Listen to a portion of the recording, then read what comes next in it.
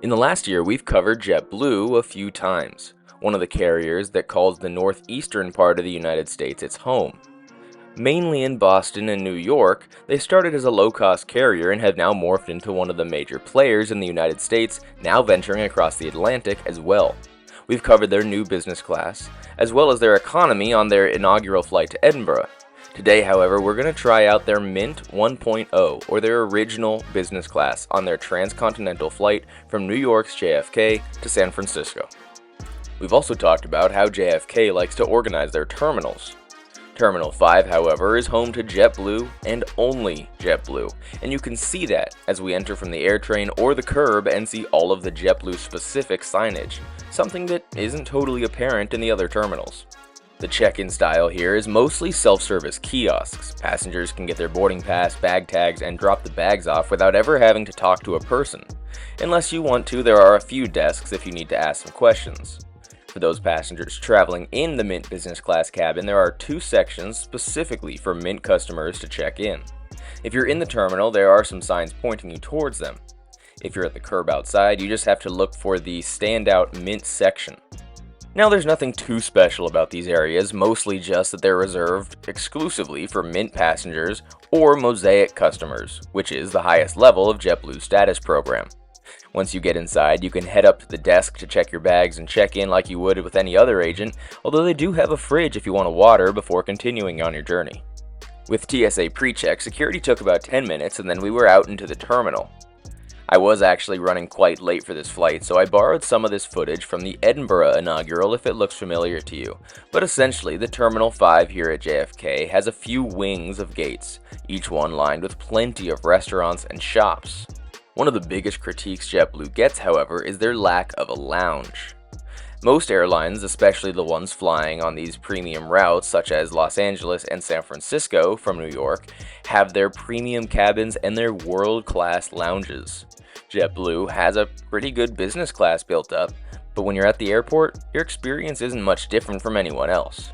Not that it's the end of the world considering you just don't get to the airport as early, but it is kind of a bummer when you are putting it head-to-head with some of the other greats. What they do have, however, is known as the Terminal 5 rooftop. This isn't exactly a lounge, but it is a nice space to relax outside of the main part of the terminal. The only problem, because you're in New York, specifically at JFK, there's almost always some form of construction going on, so the view isn't the best thing in the world and you'll be hearing construction noises the whole time. But it is a nice place to take in some good outside air when it's not super cold or super humid. Now obviously there's plenty of restaurants and shops scattered around Terminal 5, but if you've been coming to my channel for a while, you'll know that one of my favorite places is the marketplace right near the exit from security. In there's a number of restaurants and also a SEBO Express, or essentially a mini-mart of sorts, where you can get whatever food you want, snacks that you need, anything really that you need for your flight or your wait before the flight. You can go to the self-checkout kiosks on your way out, and all in all, you can put together a pretty good meal. Now, I mentioned that I was running late for this flight. My flight, of course, was also at the very last gate. So, down the central hallway, all the way to the end, we finally find our flight, which of course was not only in final boarding, but at the stage where they're calling specific passengers' names. I was actually the second to last person to get on board, but as I go down the jet bridge, I will mention that JetBlue loves to name their airplanes, which I think is a fun, cute idea. Using their website, you can look up the tail number and see what name goes with it, but all of the Mint airplanes have Mint-related names. This one, for example, known as Make a State Mint. JetBlue does have their new Mint business class, which I covered early last year and would love to cover again. This one, however, is known as Mint 1.0, or their first ever business class, alternating in a 1-1 and 2-2 setup as you go back. My seat today is 4F, which is a throne seat on the right side of the airplane. That means it's one of the single seats, offering much more privacy, much more counter space, and the only real drawback being it's a little pinch down in the legroom, having to squeeze between the two seats in front. Honestly though, for an all-daytime 5.5-hour flight, perfect. Taking a proper gander around the seat while we wait for takeoff, I don't know what JetBlue and Tufta Needle did with these seats, but they were able to make some of the most comfortable airplane seats in existence, and these ones aren't even as good as their new Mint seats. Over your shoulder to the aisle side is a reading light, and below that is a water bottle storage area. There was also this little button here that lit up when you pressed it. Couldn't really figure out what it was, probably some sort of do not disturb. You've got universal and USB charging ports along with your headset plugs, which is right next to a conveniently located phone holder. The main bit over here is this large enclosed storage area. More space than I know what to do with on a flight, and even better that it's enclosed, meaning that any turbulence or bumps won't knock your stuff out. In front of that is some nice counter space. There's also a little tab which helps you pull out the tray table. Pulling it to release, the tray table folds out and comes out in front of you. Not the biggest tray table in the world, but you do have ginormous counters on both sides of you. Below that is the seat controls as well as the seatback TV remote, which is great considering just how far the TV is from you when you're sitting in this seat.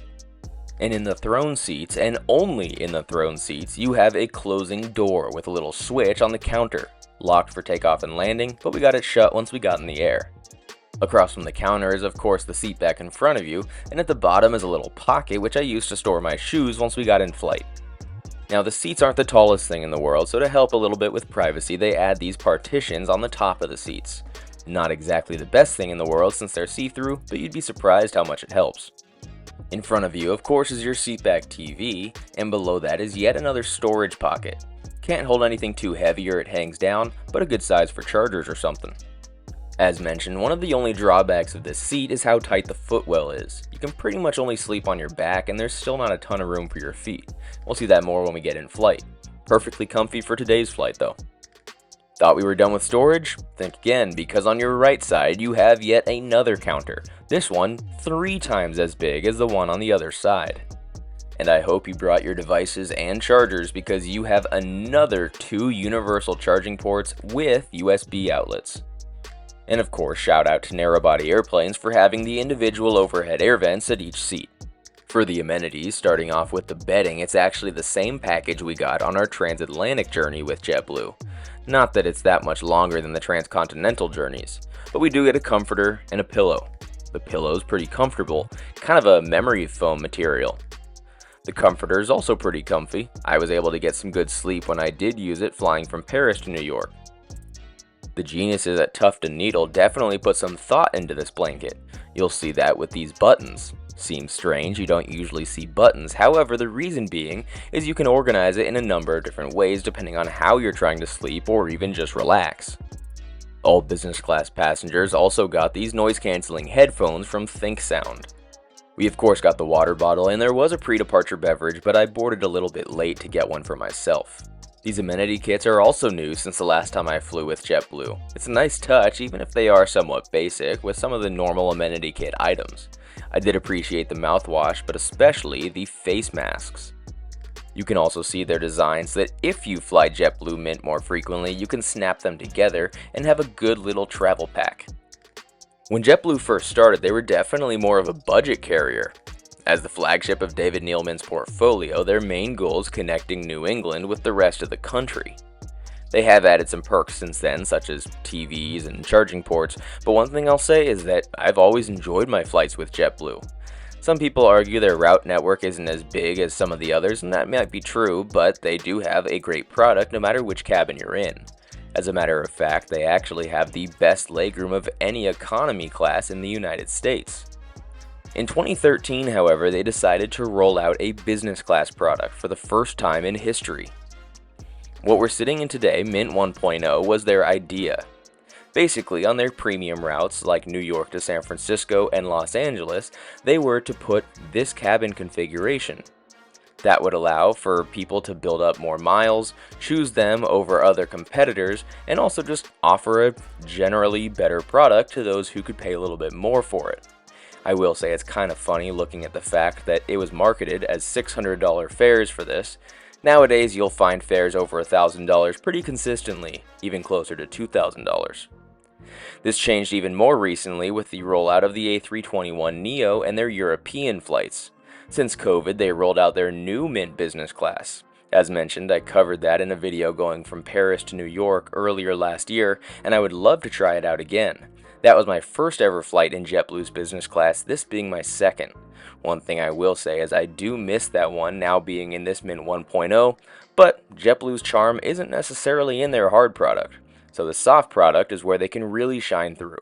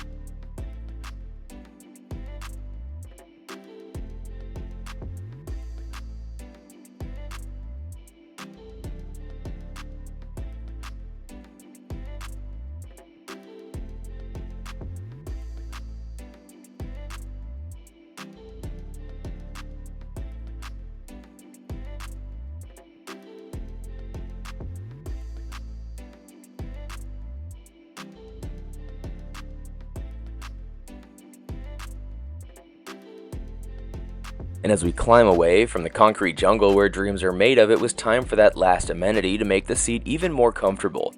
Pulling up on the tab, the door releases, and it can be slid shut from there. One thing I will say is I've noticed on a lot of carriers that there's a pretty big gap on the sides, top, and bottom of the doors. These doors do a great job, however, of making a great seal. You can see it goes all the way down to the floor and all the way against the wall. Sure, the top of it might be a little bit low, but as long as you're in a reclined or lying flat position, you're in a very private space, something only offered to those in the throne seats. One area where JetBlue has thrived ever since rolling out their business class is with their menu.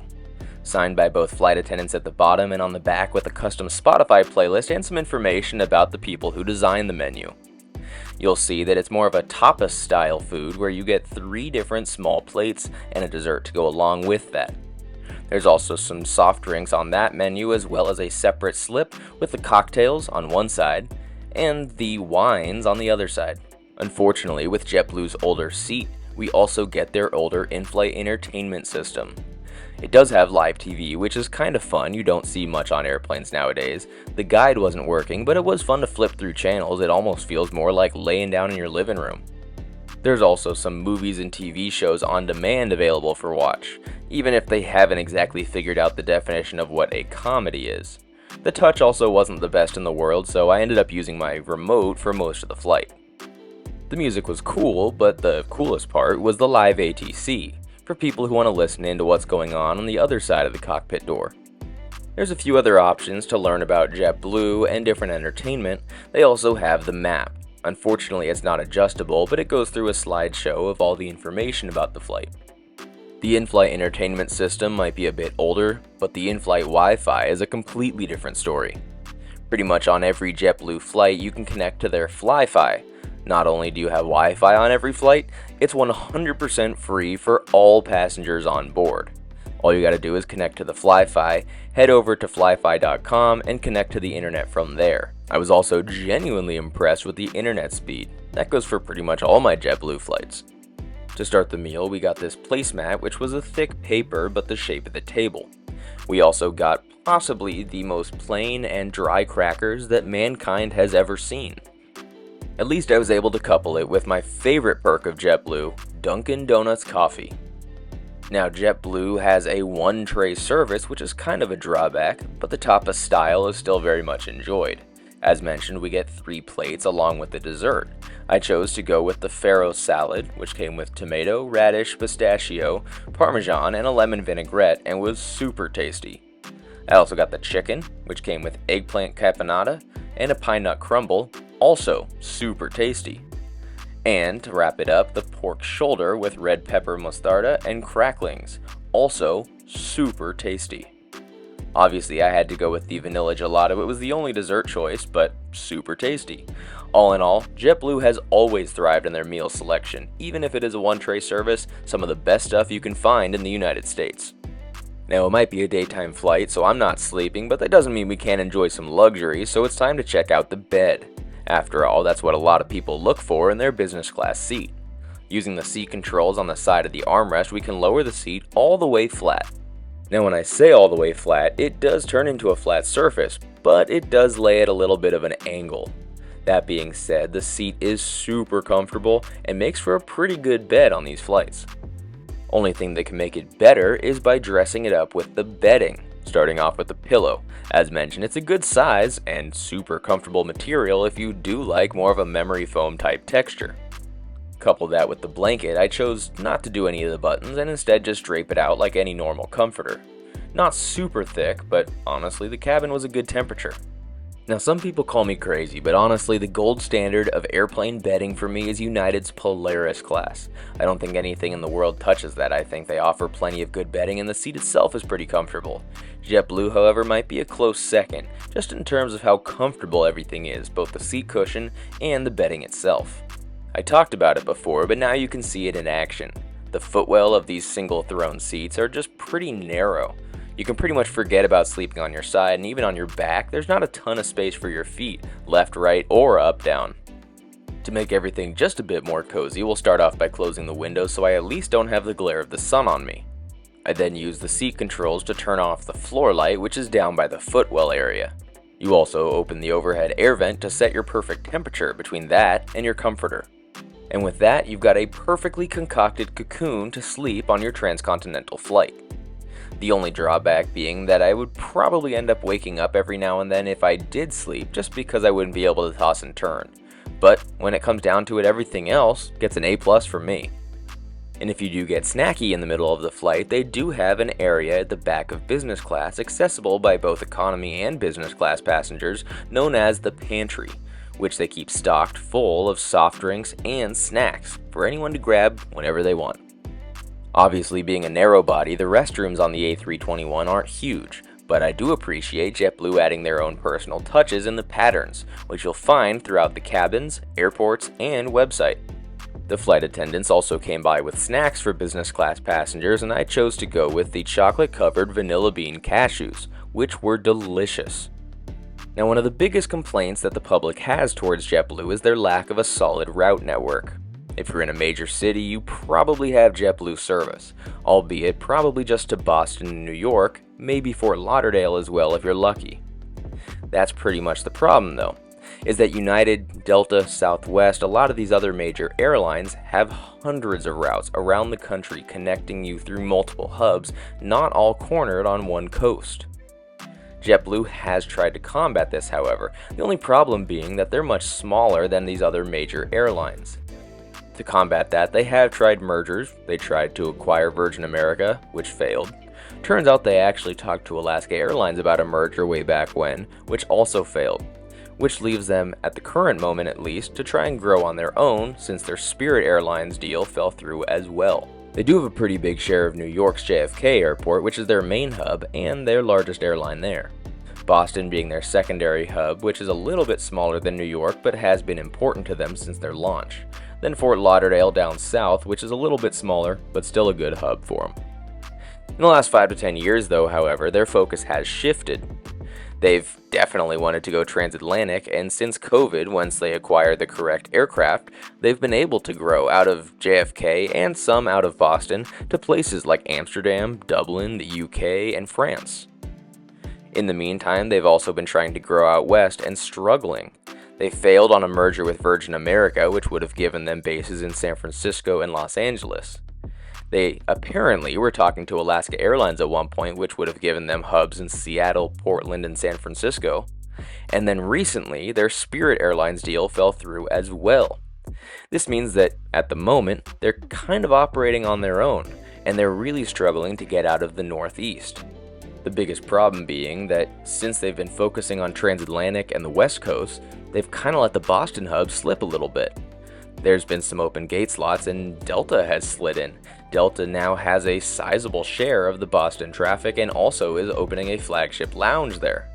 For JetBlue to be able to compete head-to-head for years to come with these major airlines, they're gonna have to grow out west one way or another. They'd probably prefer a merger, and it's definitely the easiest way to do it, although obviously they seem to be struggling with that through the years. I would love to see them grow with their own success, however, growing an airline that's all narrow bodies nationwide is not easy. But what do you think is going to happen? Do you think they'll be able to merge? Will they grow on their own devices? Will they get out west, or will they just be content with what they are now? Will they grow, or do we think they'll end up fading one day? Let me know down below.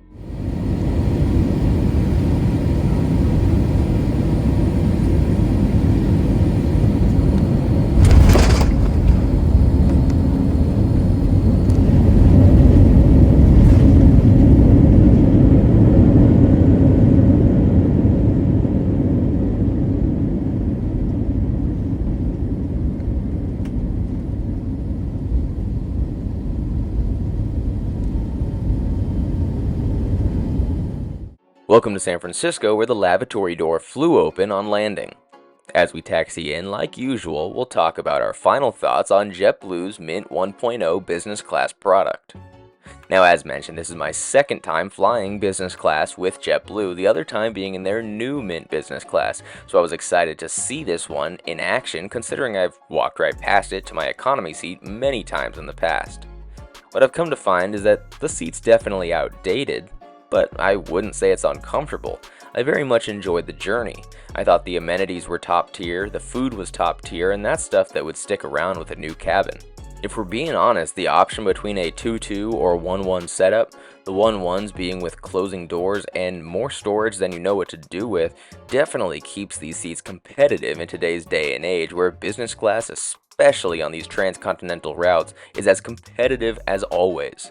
I mean, they're going up head-to-head with United's Polaris, Delta One, and American's Flagship. Honestly, I think this is right up there with them. The only big drawback is that there is no lounge. That might be changing soon, however, as there's some rumors that we might be getting a Delta One lounge in JFK and possibly even Boston. People seeing potential job openings to create these lounges even. Honestly, it'll probably be a few years till we see that, but that's kind of the last thing missing for them to really be competitive exactly head-to-head with the major airlines that fly these routes. Let me know your thoughts though. Have you flown with JetBlue in economy or business class? And what was your experience with them? Let me know down below in the comments, and until next Sunday, safe travels. I'll see y'all next time.